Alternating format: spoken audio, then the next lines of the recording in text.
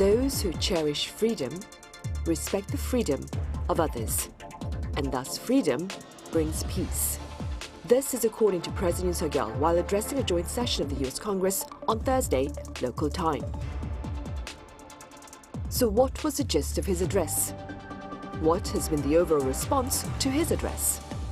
And what message did he seek to share about the future of the Seoul-Washington alliance? Welcome to Issues and Insiders. Today we touch upon President Yoon Suk Yeol's address to a joint session of the US Congress on Thursday, local time. For this, I have Professor Min Jeong-hun from the Korea National Diplomatic Academy here in the studio. Professor Min, it's good to have you back. My pleasure. I also have Michelle Ye Hee Lee live on the line. Michelle, it's been a while. Welcome back. Thank you. Right, Professor Min, we'll start here in the studio. Let's begin with a few words on the significance of President Yoon Suk Yeol's latest speech. Yes, and as you mentioned, the President Yoon delivered his speech yesterday to a joint session of U.S. Congress. And under the title of Alliance of Freedom and Alliance in Action, President Yoon looked back the 70 years history of the ROK-US alliance and showed his perceptions about the current situations that the alliance faces, and also showed his expectations about the future of the alliance. Specifically, he mentioned that the ROK-US alliance was formed 70 years ago to defend South Korea's the freedom, and it has become a global alliance that safeguards freedom and peace around the world. And he also highlighted the challenges that the democracy faces currently and said that South Korea will fulfill its responsibilities and play a role that matches its economic capacity. And he mentioned that the relations between South Korea and U.S. have been stronger and deeper, could be the best at this moment of time. And he's looking forward to the kind of new chapter of close cooperation between the two countries. And I think the President used the speech was well received by the audience, and it also contributed to maintain the positive attitudes of the members of the Congress and American people as a whole toward South Korea. Right, and before we delve further into that, Michelle, could you tell us a bit about the background regarding the congressional invitation to President Yoon Suk Yeol? Yes, of course. So typically when a foreign leader is invited to a joint session of Congress, I mean, it's a very high honor that dates back to the late 1800s, and it takes a lot of coordination and planning. The invitation for this speech began with Representative Young Kim from California. She's a Korean American, and she is very involved in bilateral issues between the two countries, as well as an outspoken person when it comes to inter-Korean relations. She talks a lot about North Korea. She works on North Korean human rights issues, and she's also the chair of the Indo-Pacific Subcommittee of the House Foreign Affairs Committee. And in that position, she has a major role in Asia policy. So she and her Democratic counterpart on the subcommittee, as well as the leaders of the House Foreign Affairs Committee, all sent a joint letter to House Speaker Kevin McCarthy, the Republican leader, so that he could invite Yoon. The House Speaker actually extends the invite on behalf of the leaders of both chambers, the leaders of both parties in both chambers. So he sent the invite to President Yoon, and this sort of invite only happens when a prominent leader and a high-ranking foreign leader is invited to speak. Right, and following that invitation, Professor Min, President Yoon Suk Yeol became the 7th South Korean leader to have addressed a gathering of leading American lawmakers, and is also the 5th to have done so in English. That being said, Professor Min, do you believe the language factor played a part in better appealing to his audience? Absolutely. Think about the situation where you have your foreign friends and he tries to say there's something in our language, Korean or the other local language, then we usually are being impressed by his or her efforts to do that. So personally, I think the language is something more than just a mean to deliver what people think verbally. Instead, I think that speaking the same language is the key to open the door to be a member of a new community. So by speaking the new language, the people can figure out what other people think, to share their opinions and feelings, and form a consensus among them. But of course, I'm not saying that President Yoon opened the door to be a member of U.S. Congress or Washington community by just speaking English in the speech. But instead, what I want to say is that President Yoon showed his sincere intention to respect the audience, the members of the Congress, and the American people by trying to speak the same language with them. So when I heard the speech yesterday, I felt that President Yoon made a good amount of effort to deliver the speech in English. So I think it was a well-organized and fully prepared speech. So I think that audience shared such perceptions with me, and I personally believe that the speech was well received by the audience. Right, and staying with that, Michelle, what are your thoughts? Do you think President Yoon's decision to deliver his message in English worked in his favor? I think it did. I mean, I agree with that assessment. You know, I think the language is clearly a very a direct way to appeal to the lawmakers, and there's really nothing that makes up for that sort of connection in the shared language. You know, you can see the lawmakers reacting immediately with a standing ovation, reacting immediately with laughter or some other sort of reaction because they're actually connecting with what he's saying and they don't have to wait for simultaneous interpretation. But I also think what resonated a lot with Americans was at the state dinner the night before when he sang American Pie. I mean, that is a really big moment that I think will stick with American audiences for a very long time. So coming off of watching that and then hearing the speech that he's making in English, I think back to back has made a big impression. Right, it was a gracious gesture. Michelle, what picture has President Yoon sought to paint through his address at Congress with regard to the future of the Seoul-Washington alliance, do you think? I think he really tried to paint a picture that the alliance is here to stay, that it has been steadfast, that it has been a lasting friendship with ups and downs, but it has gone through a lot of evolution and that it has a lot more potential for the future.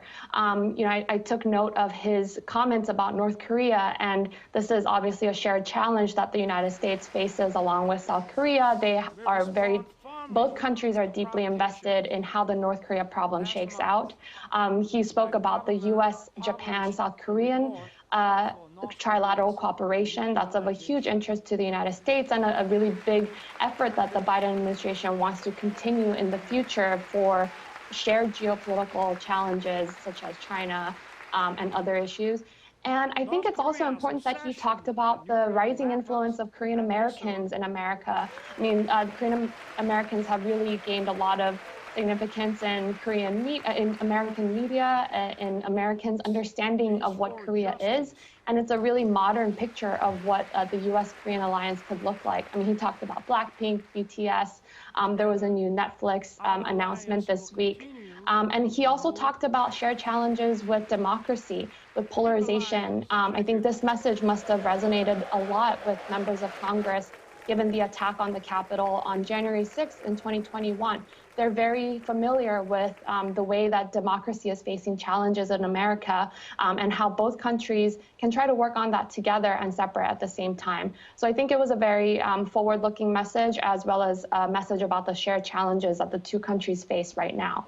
Right. And Professor Min, going back to what Michelle mentioned earlier, what was his message with regard to North Korea and the regime's reckless military ambitions?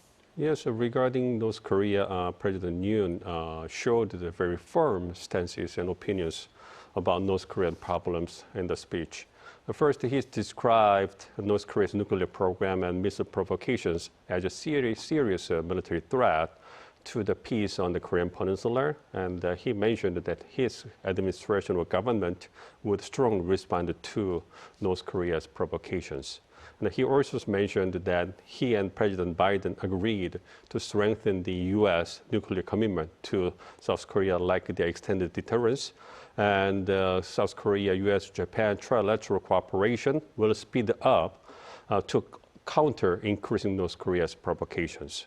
Meanwhile, he said that the door remains open for dialogue on North Korea's denuclearization and urged North Korea to go back to the negotiating table as soon as possible. And last but not least, he touched upon the issue of human rights abuses in the speech. And he referred to cases of North Koreans being shot and killed for violating COVID-19, the prevention measures, and being publicly executed for watching and sharing South Korean TV shows. So and the President Yoon urged the international community to be more aware of such a serious human rights issues in North Korea. Right. Michelle, you touched upon how his speech on security resonated with his audience. What about his speech on the economy? He went out of his way to point out to the investments made by Samsung and Hyundai in America. Could you tell us a bit about that? Yes, I think those investments are very much on top of minds when it comes to American policymakers. Of course, South Korea's leading economic role, its role in the production of semiconductors and other critical technologies is very important to U.S. audiences, to the Biden administration, in his efforts to shore up allies to confront China's rise. And so his speech on his mentions about the economy, the South Korean investments in America, I mean, for some of these policymakers, that might be one of the only ways that they know about South Korea in recent years, because they've heard of all of those investments, all those companies who are coming to the country, and also those lawmakers in that chamber represent some of those states. They represent Georgia and other states that have benefited from such South Korean investments. And those leaders of the states have actually visited South Korea as well to show their appreciation and talk about the closing in of the ties between their states and South Korea. So I think when it comes to the economic point, the point that he made about why South Korea is investing and how much it has been invested in the U.S. market is definitely something that U.S. lawmakers very much understand and appreciate and probably wanted to hear some more about. Right. Professor Min, on a light note, were there any words or phrases in President Yoon's speech that resonated with you personally? Well, basically, he mentioned the freedom 46 times in the speech. And I think that it reflects the Yoon administration philosophy. And he also mentioned the importance of value of the ROK-US alliance. He looked back the 70 years history of the ROK-US alliance and tried to memorize the noble sacrifice of the soldiers, private soldiers who died in the Korean War battlefield. And he also mentioned about how the South Korea made the economic growth, and then the ROK-US alliance has been formed to the global comprehensive strategic alliance. And as Michelle mentioned, nowadays South Korea has been the very important trading partner of the United States, mainly in terms of the advanced technologies. So he mentioned that the South Korea is willing to make a cooperation with the United States in the future as a high-tech industries. And he also tried to make implication that the South Korean companies are going through some kind of the difficult situations in terms of having some kind of the negative impact in terms of the Inflation Reduction Act and the Chips and Science Act. So although he did not mention that kind of the impact directly, but when he mentioned about the importance of making cooperation between the two countries, I think that the lawmakers in the United States fully recognize that kind of problems, and probably they will make the cooperation with South Korea when they deal with such kind of laws and the problems in the future. Right. And briefly speaking, Professor Min, how does President Yoon's speech compare perhaps to that of his former Korean counterparts? Well, so basically, I think that all the South Korean presidents who delivered their speech to the U.S. Congress emphasized the value and importance of the South Korea-U.S. alliance, and put the importance in the relationship between the South Korea and the U.S.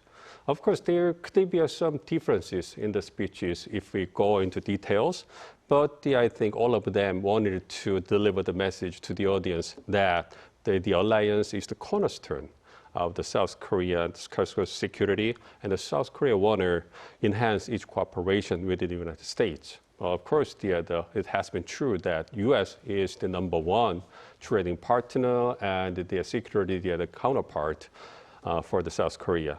Meanwhile, in the speech yesterday, we can know that President Yoon emphasized freedom and the value-oriented alliance in the speech.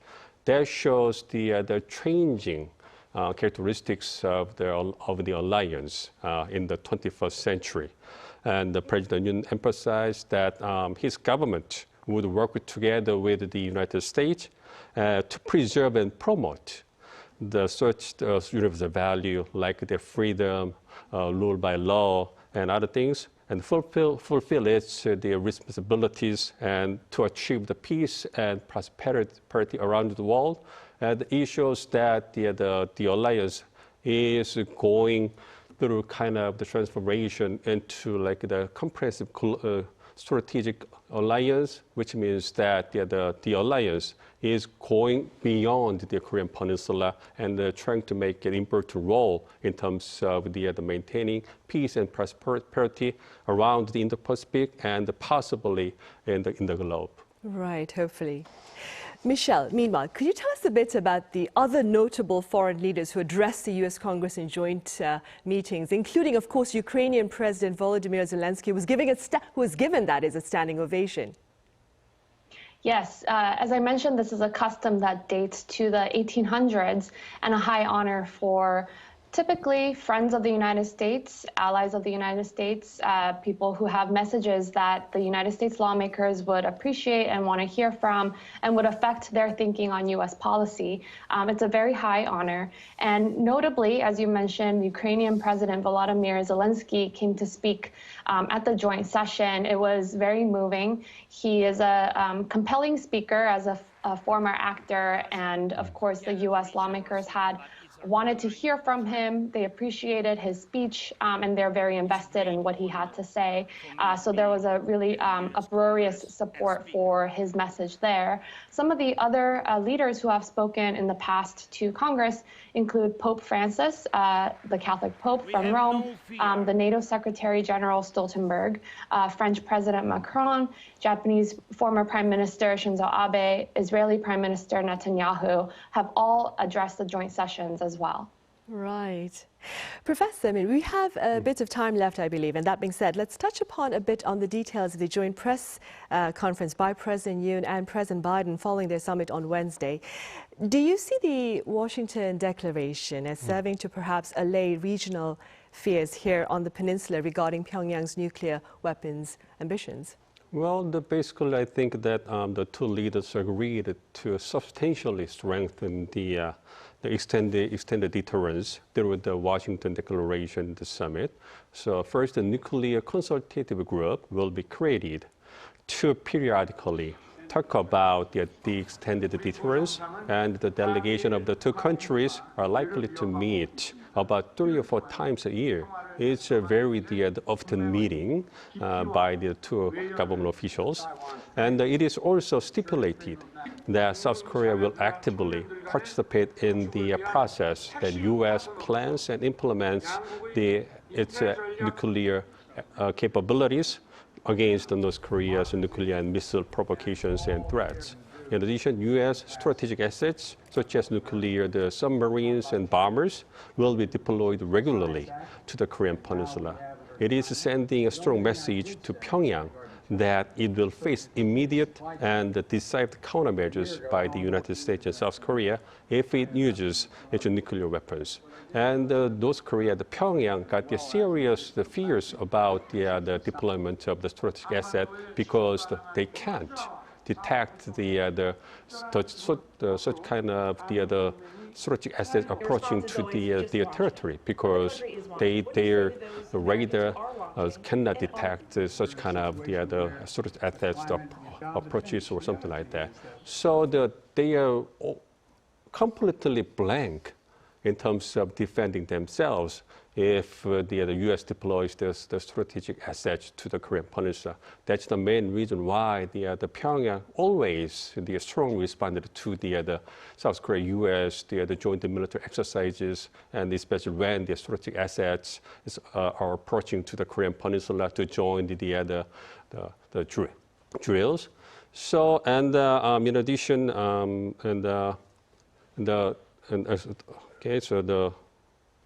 taken together, yes, and these enhanced measures for the extended deterrence will contribute to the curbing North Korea's the willingness to use the military weapons, and also increasing the credibility that U.S. will employ all the military means, including its nuclear capabilities, to counter North Korea's military threats and provocations. In addition, these extended deterrence or the measures will be effective to alleviate the South Koreans' their concerns about the North Korean nuclear threats and provocations. Right, hopefully you're right, Professor Min then. All right, well, that's all the time we have for this edition. Professor Min, as always, thank you very much for your time and your thoughts. Thank you. And Michelle over in Tokyo, thank you so much for being with us today. Thank you. Right, well, that ends this week's editions of Issues and Insiders. Thank you for watching. Have a good weekend. See you next Monday.